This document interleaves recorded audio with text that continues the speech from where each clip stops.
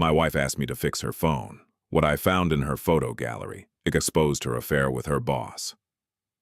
Stephen Mitchell was 38 years old when his wife of 11 years handed him her Samsung Galaxy S23 and asked him to fix the cracked screen.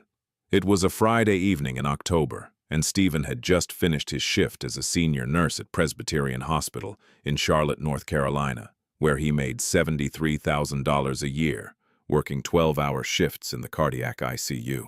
His wife, Nicole, was standing in their living room, looking anxious in a way that made Stephen pause.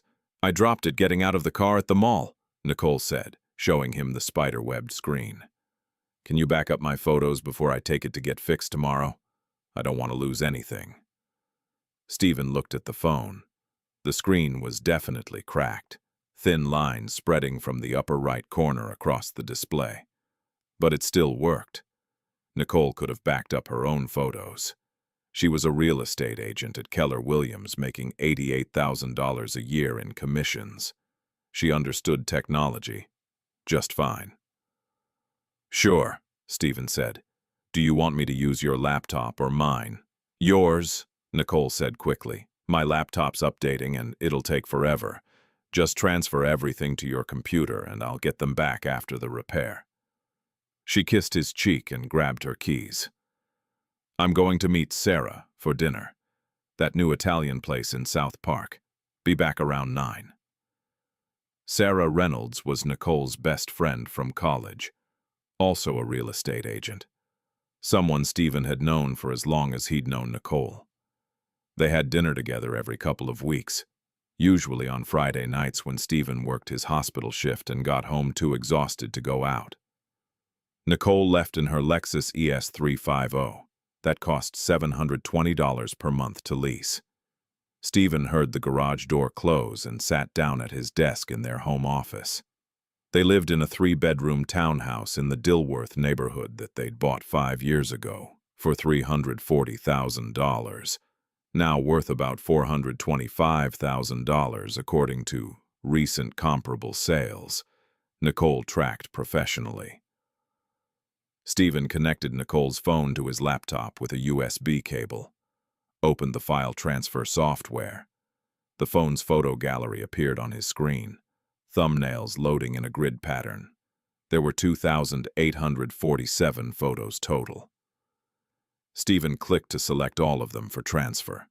As the files began copying, the thumbnails populated across his screen.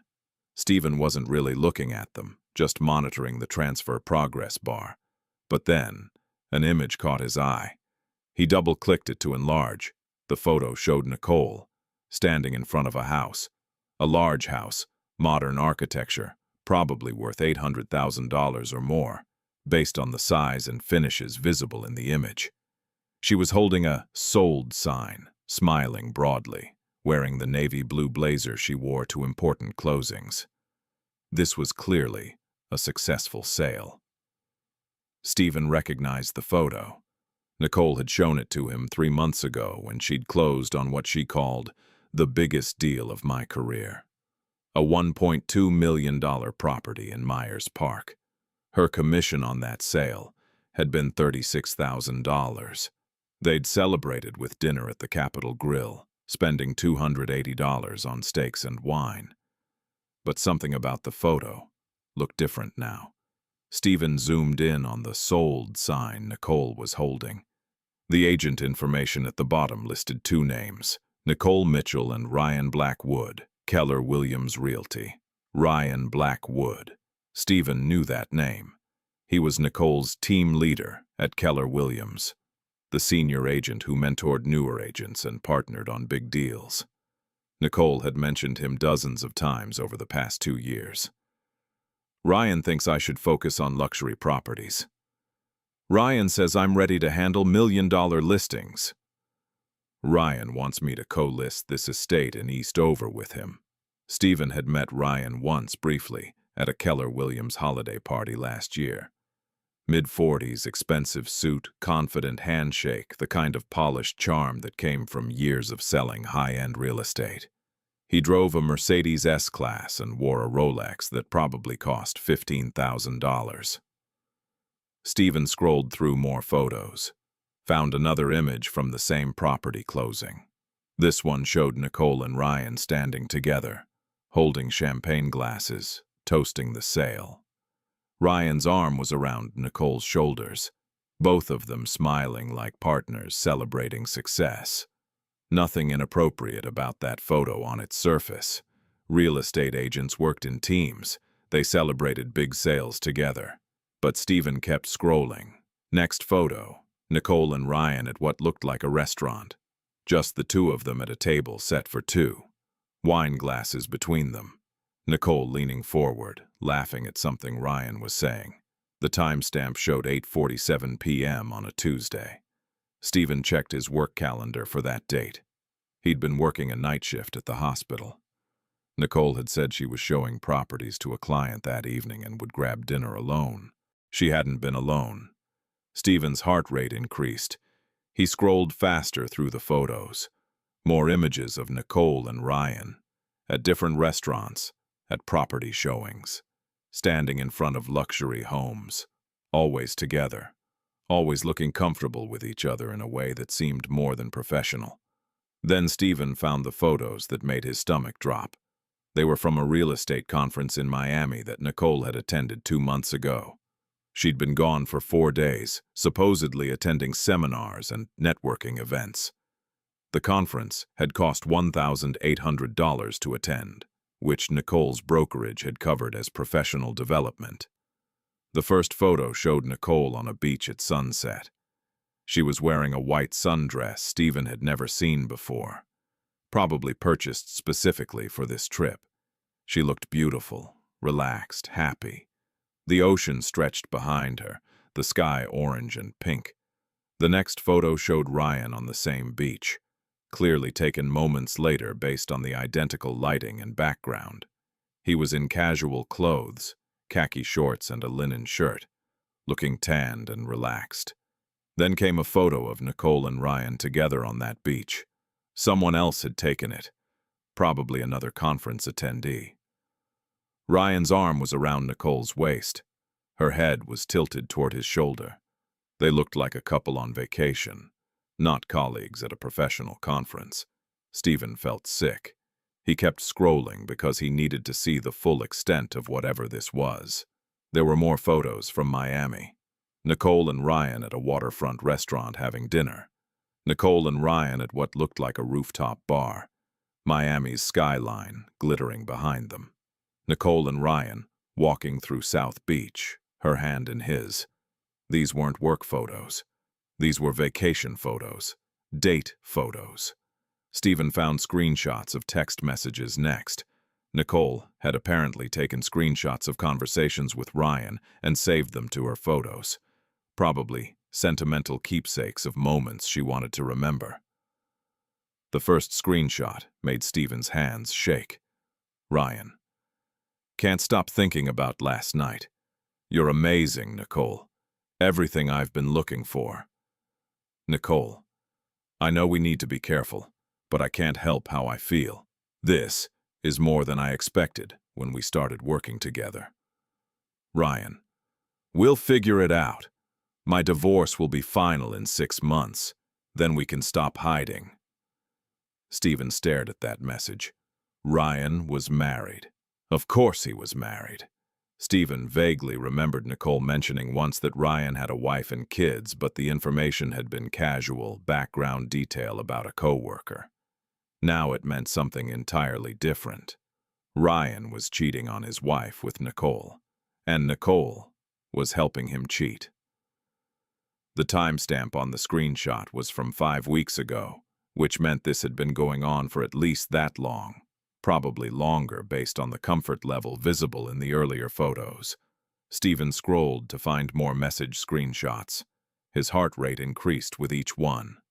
Nicole. Stephen's working overnight Thursday. We could have the whole evening. Ryan. My place, I'll cook. Bring that wine you like, the Camus Cabernet you got last time. Nicole. Can't wait. He suspects nothing. Too busy with hospital shifts to notice anything. Sometimes I feel guilty. Then I remember how exciting you make me feel, and the guilt fades. That message felt like a physical blow. Stephen had been working 12-hour shifts, sometimes overnight, trying to advance in his nursing career, trying to provide financial stability for their household. And Nicole had been using his dedication to his work as cover for her affair. The guilt she mentioned feeling wasn't enough to stop her. It just faded when she thought about how Ryan made her feel. Stephen kept scrolling, compelled to see the full extent of the betrayal, even though each new discovery hurt more. Another screenshot. Ryan. My realtor friend saw us at dinner last week, asked if we were a couple. I said we were business partners celebrating a closing. Nicole. Good save. We should probably be more careful. Stephen knows a few people in real estate through my work. What if someone mentions seeing us together? Ryan. Then we say exactly what I told my friend. Business dinners are normal. Celebrating closings is normal. No one would think anything of it unless they had reason to be suspicious. Nicole. You're right. I'm probably being paranoid. Stephen trusts me completely. He'd never think to question anything. Stephen felt nauseous. Nicole and Ryan had discussed getting caught and decided they could explain away being seen together.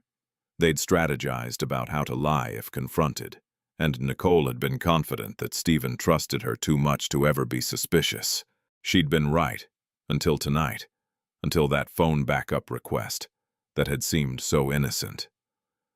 Stephen found more text screenshots, organized in his mental timeline of the affair's progression. From 4 months ago, Nicole. I can't believe how comfortable I feel with you already. It's like we've known each other forever. Ryan. That's how it's supposed to feel when you meet the right person. My marriage has been dead for years. I was just waiting for a reason to end it. You gave me that reason. Nicole. What about Stephen? I care about him, but there's no passion anymore. Everything is routine. Work, dinner, TV, sleep, repeat. I'm 38 years old, and I feel like my life is over. Ryan. Your life isn't over. It's just beginning. We're going to build something amazing together, Nicole. Stephen read that exchange 3 times. Nicole thought their life was boring. The routine of work and dinner and TV felt like death to her. She was 38 and felt like her best years were behind her, and Ryan had promised her something exciting, something new, something that made her feel alive. Stephen understood that feeling, intellectually. He'd felt it sometimes too, the monotony of routine, the sense that life was happening on autopilot. But he'd never thought the solution was to cheat. He'd thought the solution was to communicate, to plan date nights, to find ways to reconnect with his partner. Nicole had chosen a different solution. She'd found excitement with someone new and convinced herself it was justified because their marriage had become routine. More screenshots revealed planning and deception. Nicole. Told Stephen I have a showing in Ballantyne Saturday morning. Really meeting you for brunch at Tupelo, honey, right? Ryan. 10 a.m. Wear that blue dress I like. Nicole. The one you bought me. Stephen would recognize it. I'll wear it for you, but change before I come home. Ryan. Smart. I love how you think ahead. Stephen felt his jaw clench. Ryan had bought Nicole a dress.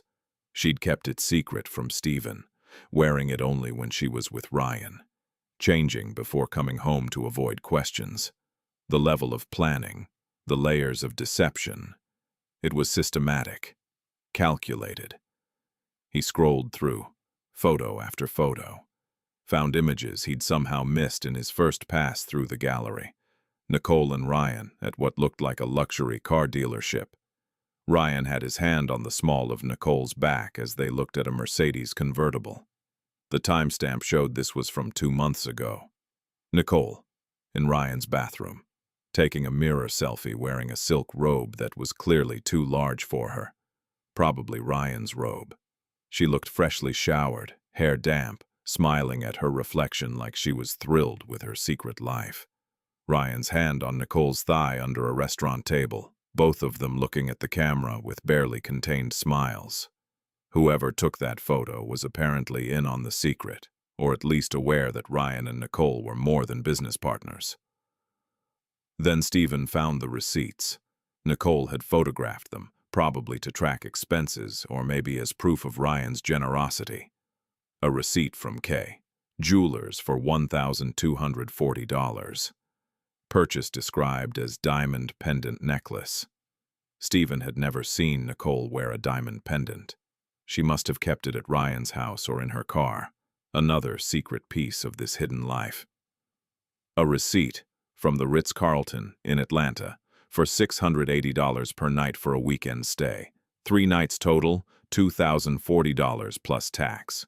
The dates corresponded with a weekend 2 months ago, when Nicole had said she was at a real estate conference. Stephen had worked that weekend, covering extra shifts to help fund what he thought were Nicole's professional development opportunities. A receipt from a spa called Serenity Now for $840. Services included couples massage, facial, champagne, and chocolates. The date was from 6 weeks ago, a Thursday when Stephen had worked a day shift and Nicole had said she was showing properties all afternoon. Stephen calculated the money in his head. The hotel weekend, $2,040. The jewelry, $1,240. The spa day, $840. The dinners he'd seen photographed, probably $2,000 plus total across multiple occasions. The Miami hotel upgrade, at least $2,000 more than the basic conference hotel. Nicole's personal credit card charges for lingerie, dresses, wine, flowers, another $1,600. Nicole had spent, or Ryan had spent on her, approximately $10,000 on this affair.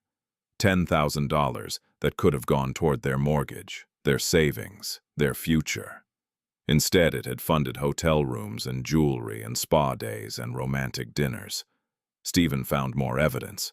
Photos of Nicole at Ryan's house, a luxury home in Myers Park that Stephen recognized from Nicole's company website as one of Ryan's personal listings.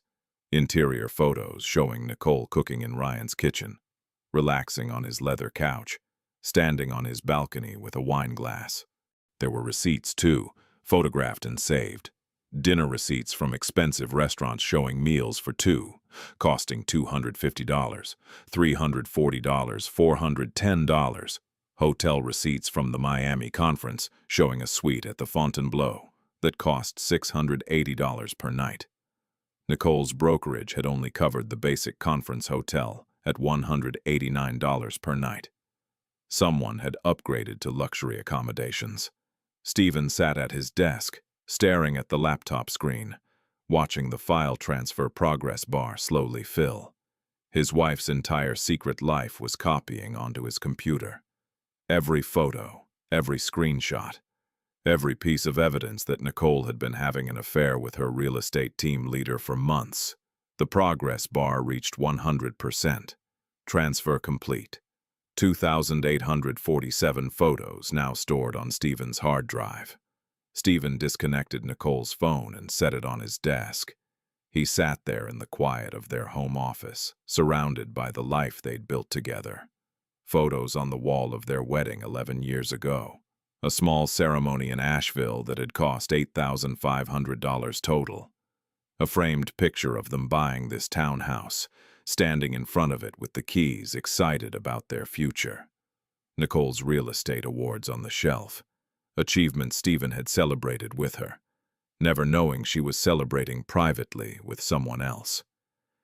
He thought about calling Nicole immediately, confronting her, demanding explanations.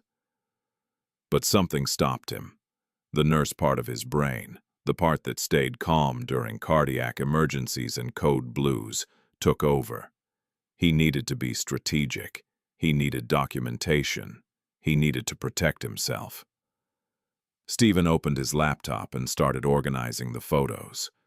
Created folders labeled by date and type: Miami conference, restaurants, Ryan's house, text screenshots, property closings together. He wanted everything organized, categorized, ready to present if needed. Then he called his friend Marcus Chen, who worked as a divorce attorney at a firm downtown. They'd gone to UNC Charlotte together, stayed friends for 16 years. "Marcus," Stephen said when his friend answered. "I need legal advice. Not officially yet, but I need to know what to do." "What's going on?" Marcus asked. "Nicole's having an affair," Stephen said. The words felt surreal. "With her real estate team leader. I found photos on her phone when she asked me to back them up. Months of evidence, text messages, receipts, photos from trips. They're planning a future together after his divorce is final." "Jesus, Stephen, I'm sorry." Marcus was quiet for a moment. "Don't confront her yet. Don't let her know you know. We need to gather more information first. Can you meet me at my office Monday? I can take a personal day," Stephen said. "Do that," Marcus said. "Bring the photos. Bring any financial records you have access to. Bank statements, credit card bills, anything. If Nicole's been spending marital funds on this affair, that matters in divorce proceedings." Stephen ended the call, looked at the clock. It was 7:15 p.m. Nicole wouldn't be home until 9. He had time. He logged into their joint checking account online, started reviewing transactions from the past 6 months, noticed charges he'd never paid attention to before. Dinners at expensive restaurants on nights Stephen was working. A $680 charge to the Fontainebleau Hotel in Miami. Nicole had said her conference hotel was covered by the brokerage. A $450 charge to Nordstrom in August for a dress Stephen had never seen her wear. Multiple charges to Victoria's Secret totaling over $600 for lingerie that had never appeared in their bedroom. Stephen took screenshots of every suspicious transaction, created a spreadsheet documenting dates, amounts, and which charges corresponded with photos he'd found on Nicole's phone. Then he checked their credit cards, found a card he didn't recognize. A Visa in Nicole's name, only that Stephen had never seen statements for. It was linked to their online banking portal, but Nicole had set it to paperless statements that went only to her email. Stephen clicked into the statements. His jaw clenched as he reviewed the charges. This was Nicole's affair card, apparently. The one she used for purchases related to Ryan that she didn't want Stephen to see. Dinners, hotels, lingerie, jewelry, a $340 purchase at a boutique Stephen didn't recognize. Wine, $280 at a specialty shop. Flowers, $120 sent to an address. Stephen looked up and discovered was Ryan Blackwood's home in Myers Park. Nicole had been financing her affair with her own credit card, probably paying the bill from her real estate commission deposits that went into her personal business account. But it was still marital funds, money that should have been going toward their household, their savings, their future. Stephen heard the garage door opening. Nicole was home early. It was only 8:30 p.m. He quickly closed all the browser windows, minimized the photo folders, pulled up a random IT tutorial website to make it look like he'd been researching tech issues. Nicole walked into the home office. "Hey, babe, Sarah had to cancel last minute. Family emergency, so I just grabbed takeout and came home." She held up a bag from their favorite Thai restaurant. "Got your usual pad Thai with extra peanuts." Stephen looked at his wife, this woman he'd been married to for 11 years. They'd met when they were both 27, working at the same hospital. Nicole in medical records before she'd switched careers to real estate. They'd dated for 2 years, gotten engaged on a beach in Wilmington, planned a simple wedding, bought this townhouse, talked about having kids someday when Nicole's career was more established. And now she was standing there, smiling at him, holding takeout, pretending everything was fine, while her phone contained months of evidence of her affair with Ryan Blackwood. "Thanks," Stephen said. "I'm starving. Did you back up the photos?" "Yeah," Nicole said. "All done." I'll drop the phone at the repair place tomorrow morning. She sat on the arm of his desk chair, kissed the top of his head. Love you. Thanks for doing that. Love you too, Stephen said automatically. The words felt hollow. Nicole went to the kitchen to plate their food. Stephen sat at his desk, staring at the laptop screen where 2,847 photos of his wife's secret life were now permanently stored. Monday morning, Stephen met with Marcus Chen at his law office. Marcus reviewed all the evidence Stephen had compiled. The photos, the text message screenshots, the financial records showing Nicole's spending on the affair. This is comprehensive, Marcus said. You've documented everything well. North Carolina is a no-fault divorce state, but adultery can still affect things like alimony and asset division if proven. And you have definitive proof. What do I do? Stephen asked. We file first, Marcus said. Before Nicole knows you're aware. We file for divorce, we request asset protection, and we present this evidence. You've got a stronger case than most clients I see. What about the money she spent on the affair? That's marital waste, Marcus explained. Money spent on an extramarital affair from marital funds can be recovered or offset in the divorce settlement. Those credit card charges, the hotel upgrades, the gifts, that's money she spent that should have been available to the marriage. The court can order reimbursement or account for it in asset division. Over the next week, Marcus prepared the divorce filing. Stephen went to work, came home, ate dinner with Nicole, watched TV beside her on the couch, all while knowing the truth. It was surreal. Like living in a play where everyone was acting out their normal roles while the script had completely changed. Nicole seemed oblivious. She talked about her real estate deals, about properties she was showing, about market trends. Sometimes she mentioned Ryan. Ryan thinks we should co-list this estate in Eastover. And Stephen would nod and make appropriate responses while his stomach churned. The divorce papers were served to Nicole at her office. A process server found her at Keller Williams on a Tuesday afternoon. She called Stephen immediately, her voice shaking. Stephen, what is this? Divorce papers? Why didn't you talk to me first? I know about Ryan, Stephen said calmly. He was at the hospital, on his lunch break, sitting in his car in the parking lot. I know about the affair. I know about Miami, the restaurants, the text messages, all of it. Silence on the other end of the line. How did you? Nicole started. Your phone, Stephen said. When you asked me to back up your photos. I saw everything. Every photo with Ryan, every screenshot of your messages, every receipt, the hotel in Miami, the dinners, the nights at his house when I was working at the hospital. You had no right to go through my photos, Nicole said. You had no right to cheat on me for months while I was working 60-hour weeks at the hospital to support our life, Stephen replied. But here we are. We need to talk about this, Nicole said. In person, I can explain. There's nothing to explain, Stephen said. My attorney has filed for divorce. You'll be receiving settlement proposals. I suggest you hire a good lawyer, though you might want to use some of that commission money you've been spending on Ryan for legal fees instead of hotel upgrades. He ended the call. The divorce proceedings took 4 months. Nicole's attorney tried to argue for a 50-50 split of all assets and spousal support, since Nicole made more money than Stephen. Marcus destroyed those arguments with evidence. Mrs. Mitchell engaged in an extramarital affair, Marcus presented to the mediator. She used marital funds to finance this affair, spending over $8,000 on restaurants, hotels, gifts, and travel related to her relationship with Ryan Blackwood.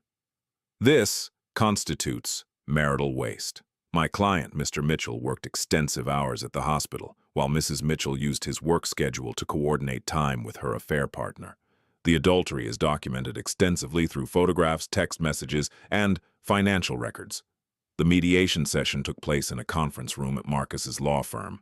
Stephen sat on one side of a long table with Marcus. Nicole sat on the other side, with her attorney.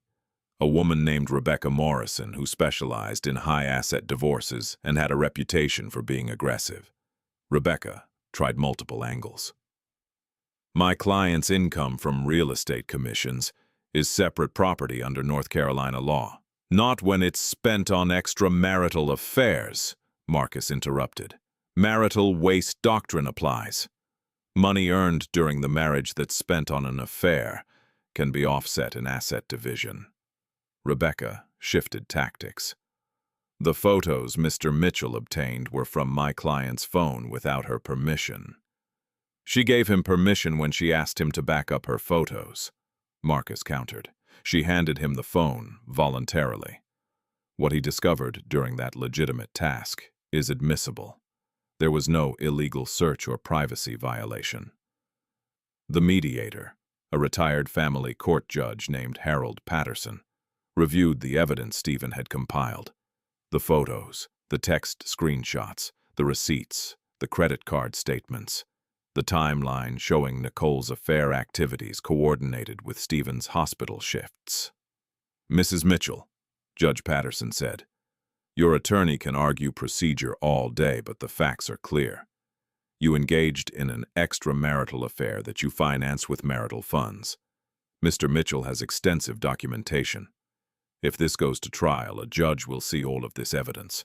I strongly suggest you consider a settlement rather than face a public hearing, where these photos and messages become court record. Nicole's face had gone pale. She'd been staring at the table, unable to look at Stephen throughout the session. Now she glanced at the evidence binders Marcus had brought, thick folders containing hundreds of pages of printed photos and financial records. I think we need a break, Rebecca said. During the break, Marcus pulled Stephen aside. They're going to settle. Rebecca knows she can't win this. The evidence is too strong. Nicole doesn't want this going to trial where her real estate colleagues might testify or where Ryan Blackwood might be deposed about the affair. What about Ryan? Stephen asked. Does he face any consequences? His own divorce, Marcus said. His wife filed 3 weeks ago, apparently after finding out about the affair with Nicole. From what I understand, it's not going well for him. 2 kids, 16 years of marriage, wife who's justifiably furious. He's looking at significant child support and alimony. They reconvened after 30 minutes. Rebecca presented a settlement proposal. My client agrees to the following, Rebecca said. 50-50 split of the townhouse equity, with Mrs. Mitchell taking her half in cash and removing her name from the deed. Mr. Mitchell keeps the property. Retirement account split 60-40 in Mr. Mitchell's favor as acknowledgement of marital waste. No spousal support in either direction. Mrs. Mitchell keeps her real estate business accounts and vehicle. Mr. Mitchell keeps his retirement accounts and vehicle. We want 65-35 on retirement accounts, Marcus said, and Mrs. Mitchell reimburses Mr. Mitchell $4,000 for half of the marital waste spending we've documented. She spent approximately $8,000 of marital funds on the affair. Mr. Mitchell is entitled to recovery of his portion. Rebecca conferred with Nicole in whispered conversation. Nicole nodded reluctantly. Agreed, Rebecca said. The settlement was formalized 2 weeks later. Stephen kept the townhouse, which had equity of approximately $85,000. Nicole took $42,500 as her half, paid from her real estate commission account. Stephen got 65% of their combined retirement accounts, totaling approximately $83,000. Nicole got 35%, about $44,000. Nicole paid Stephen $4,000 in reimbursement for marital waste. No spousal support in either direction. Clean break. Division of assets complete. The divorce was finalized on a Tuesday in February, 4 months and 11 days after Stephen had discovered the photos on Nicole's phone. Nicole's real estate career suffered in ways she hadn't anticipated. The Charlotte real estate community was smaller than people realized, and word traveled fast about the affair with Ryan Blackwood. Not because Stephen said anything, he'd maintained complete silence about the details, but because Ryan's divorce became public and messy. Ryan's wife, Sharon, had filed for divorce citing adultery and naming Nicole as the affair partner in court documents. Those documents were public record. Other real estate agents noticed. Keller Williams quietly asked both Ryan and Nicole to transfer to different offices to minimize disruption. Ryan ended up moving to a smaller brokerage in Rock Hill, taking a significant pay cut as his luxury property listings dried up. Clients who'd worked with him for years dropped him, not wanting to be associated with someone whose personal scandal had become public knowledge. Nicole transferred to a boutique real estate firm in South Charlotte. She kept her license and her ability to work, but her income dropped from $88,000 in commissions to approximately $52,000. The high-end clients she'd been building relationships with didn't follow her to the new firm. She was starting over from scratch at age 38. The relationship between Nicole and Ryan lasted about 7 months after both divorces were finalized. Stephen heard through mutual acquaintances that it fell apart when Ryan realized he couldn't afford the lifestyle he'd been living before.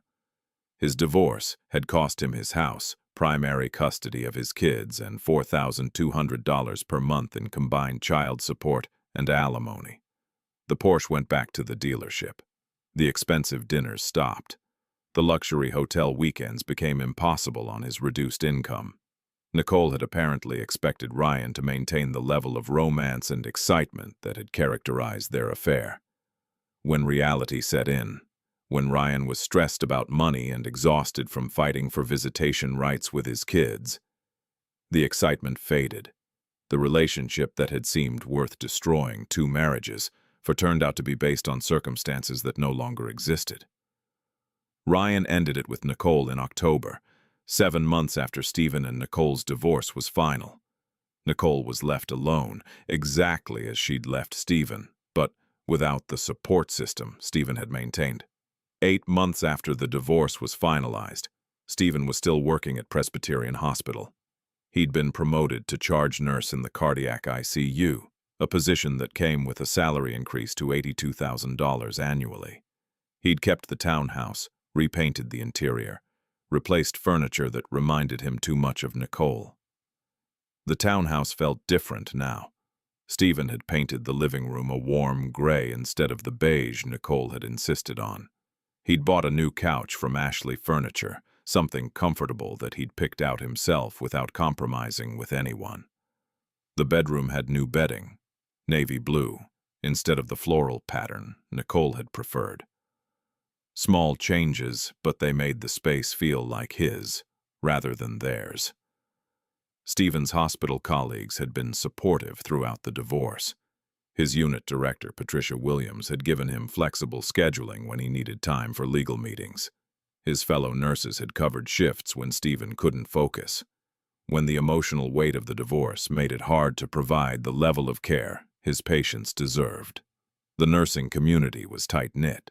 Everyone knew everyone's business, but it was born from genuine care, rather than gossip.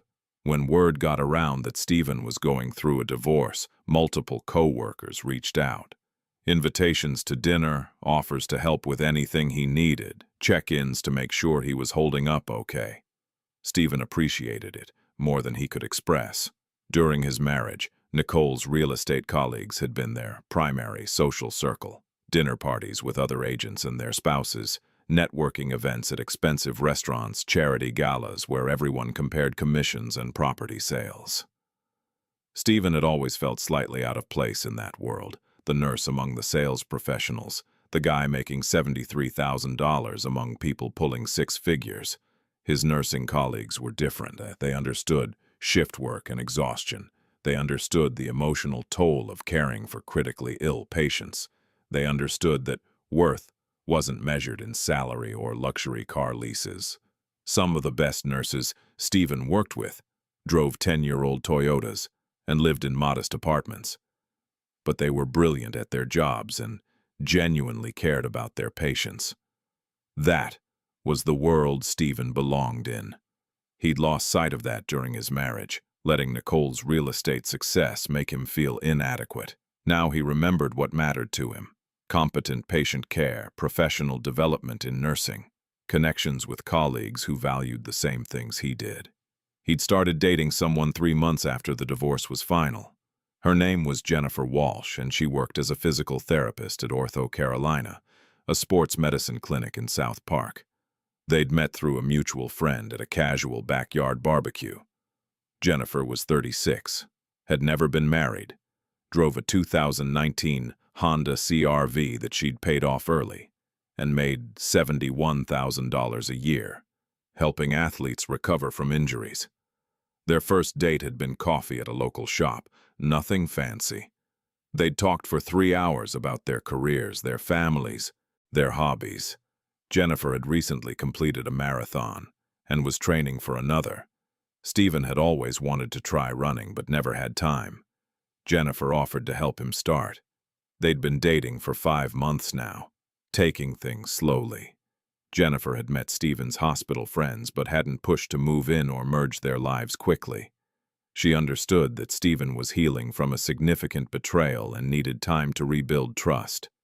What Stephen appreciated most about Jennifer was her authenticity. She didn't try to impress him with expensive purchases or lavish date ideas. Their typical date was dinner at a mid-range restaurant, maybe $60 total for both of them, followed by a walk through Freedom Park or a movie at the discount theater. Simple, genuine, based on actually enjoying each other's company rather than performing some version of success. Jennifer knew about the divorce and Nicole's affair. Stephen had told her early on, not wanting secrets between them. Jennifer's response had been simple: "That says everything about her character and nothing about your worth. I'm glad you protected yourself legally. That took strength. No pity, no drama. Just acknowledgement that Stephen had handled a difficult situation well and moved forward." Jennifer respected that, and Stephen respected that she didn't try to be his therapist or savior. She was just Jennifer, a physical therapist who liked running and craft beer and terrible reality TV shows that she watched unapologetic ally. Stephen had introduced Jennifer to his parents 3 months into their relationship. His mother, Margaret, had loved Jennifer immediately, appreciating her down-to-earth nature and the way she clearly cared about Stephen, without being clingy or demanding. His father, Robert, had given Stephen a knowing look later. "This one's a keeper. Don't let her get away." Stephen was taking that advice seriously, not rushing, but building something real with Jennifer, something based on honesty and mutual respect rather than excitement and secrecy. One evening in late October, almost a year after he'd discovered Nicole's photos, Stephen's phone buzzed with a text from an unknown number. He was at Jennifer's apartment, helping her assemble a new bookshelf from IKEA, both of them laughing at the confusing instructions and missing hardware pieces. The text read, "This is Nicole. I know I don't deserve to talk to you, but I wanted to say I'm sorry for everything. You were a good husband. I threw that away for something that turned out to be nothing. I hope you're doing well." Stephen read the message twice, showed it to Jennifer.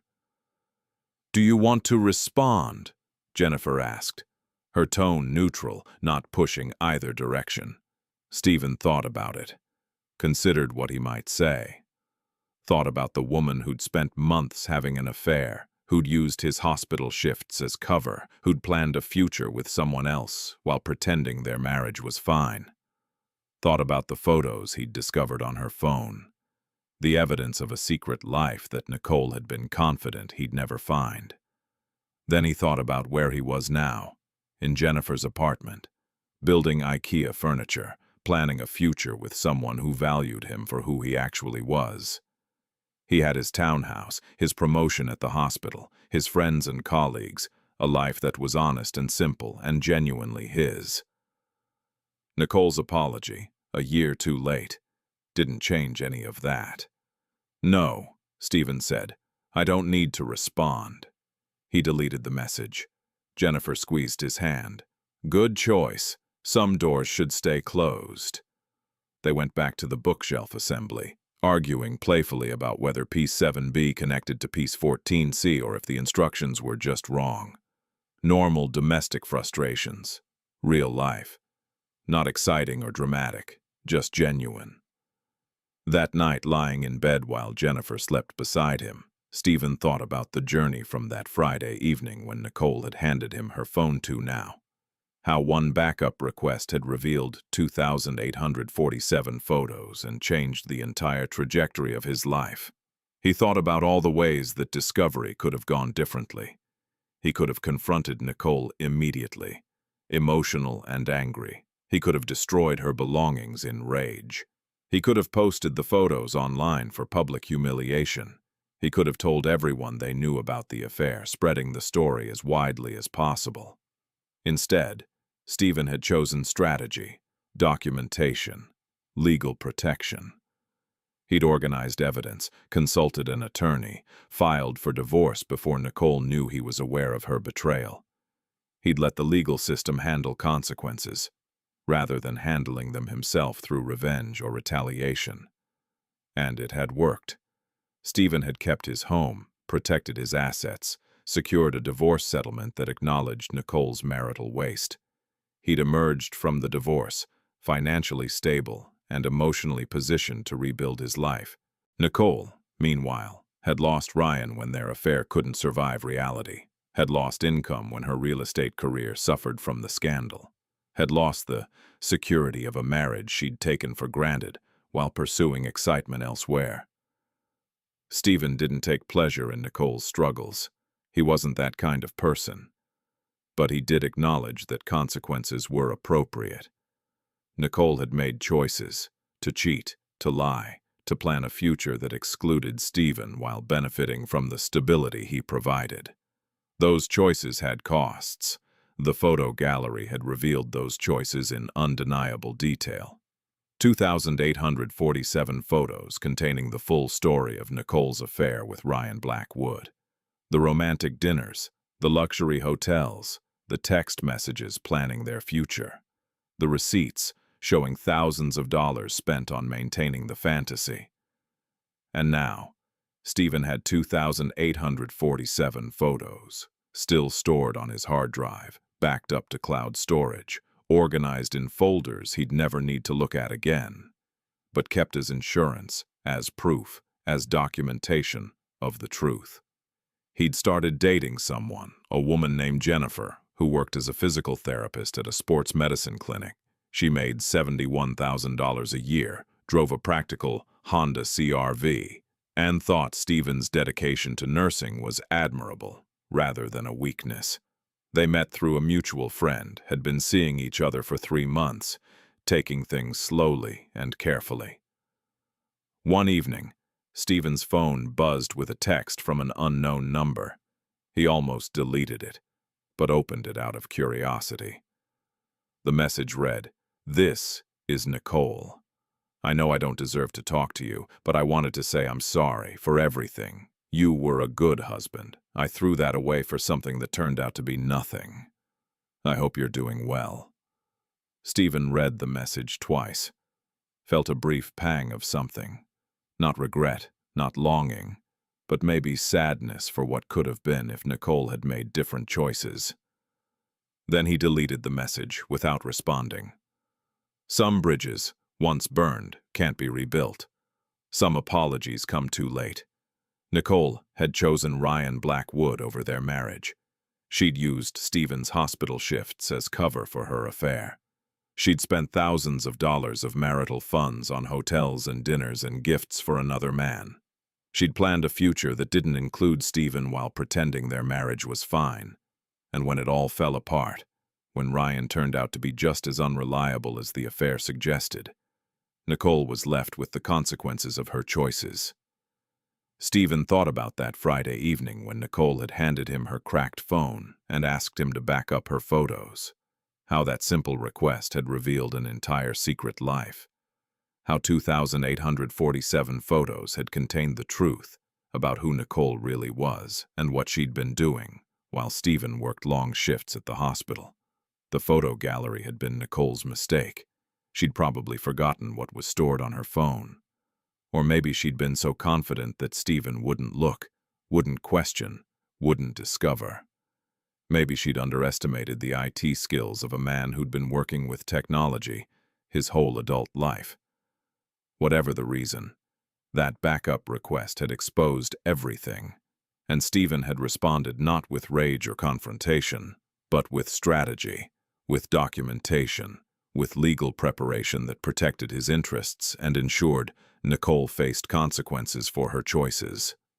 Now he was on the other side of it, living in a townhouse he'd kept, working a job he loved, dating someone who valued him for who he was rather than viewing him as a placeholder until something better came along. Jennifer was coming over for dinner tonight. Stephen was cooking pasta carbonara, something he'd learned to make well during the months after Nicole left. Jennifer appreciated home-cooked meals, said it was romantic that Stephen enjoyed cooking. As Stephen chopped vegetables in his kitchen, he thought about how different his life was now compared to a year ago.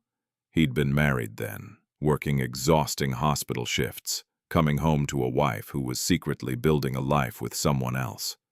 Now he was single, still working exhausting shifts, but coming home to a space that was truly his own, to a future that was no longer based on lies.